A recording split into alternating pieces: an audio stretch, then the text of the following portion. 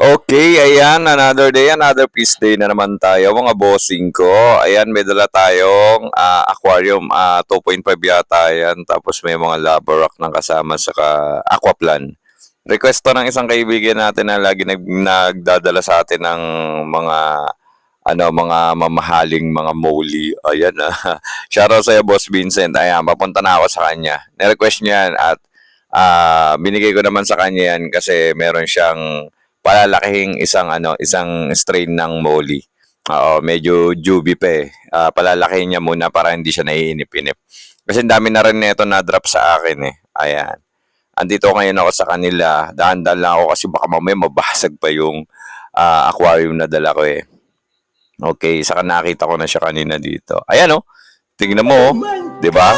Macho, poging-pogi pa. Tingnan mo naman, 'di ba? Oh, saan ba nagmana ang anak? Siyempre, sa kanyang kapugian, 'di ba?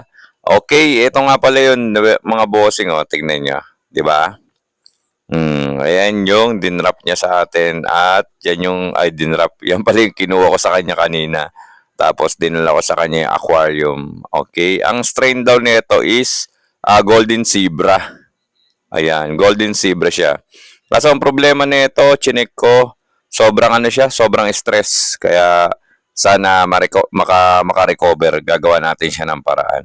Okay, ayun oh, tignan nyo naman, di ba? Halos talagang stress na stress siya. Stress na stress. Sa kagandahan nito, red eye.